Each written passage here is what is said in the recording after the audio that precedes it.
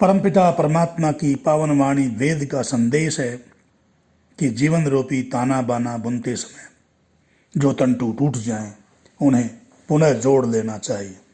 यदि जोड़ते समय बीच में गांठ पड़ जाए तो कोई बात नहीं, अपनी जान ज्योति का क्रम जारी रखना चाहिए। जिस प्रकार अपने घरों, सड़कों और मार्गों को हम बार बार साफ करते हैं, फिर भी कई बार उनमें कूड़ा करकट, ईंट पत्थर, रेत मिट्टी रह जाती है, इसी प्रकार धर्म मार्ग में भी कार्य करते समय ईर्ष्या, द्वेष, छल, कपट, स्वार्थ और भ्रष्टाचार रूपी कंकर पत्थर रुकावट डाला ही करते हैं। इसलिए ज्ञान और सहनशीलता सहित कर्तव्य पथ पर चलते हुए श्रेष्ठ कामों को दूषित करने वाले लोगों से बचकर ज्ञान मार्गों की रक्षा करते हुए आगे बढ़ते चले जाएं। जिन प्राचीन वैदिक प्रथाओं को हम भूल गए हैं, उन्हें आज पुनः जागृत करने की विशेष आवश्यकता है।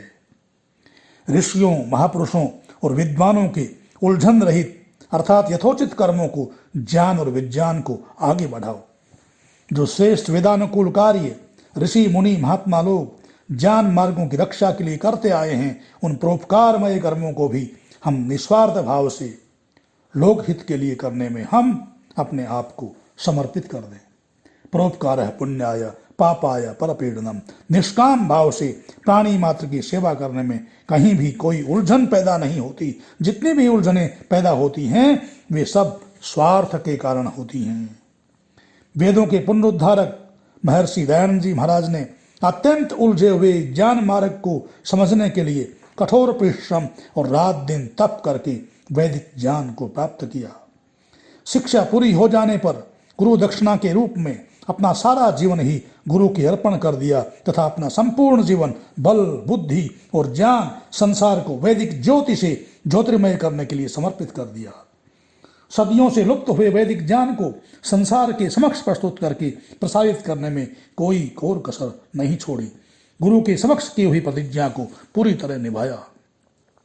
अपने जीवन की कोई परवाह न करते हुए महर्षि दयानंद जी महाराज वैदिक ज्ञान की रक्षा और प्रचार प्रसार को अपना परम धर्म समझते हुए अंत में हे ईश्वर तेरी इच्छा पूर्ण हो कहते हुए अपने जीवन की आहुति देकर संसार के लोगों को महान संदेश दे गए।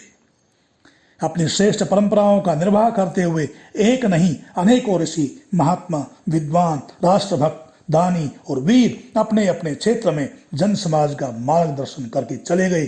अब ये हमें देखना है कि हम इन ज्ञान मार्गों की रक्षा करने और ऋषि मुनियों के ऋण से उऋण होकर अपना कर्तव्य पालन करने में कहाँ तक सफल होते हैं। इति ओम। सब्सक्राइब कर लें ताकि नई नई ज्ञान की बातें आपको नियमित प्राप्त होती रहें। धन्यवाद।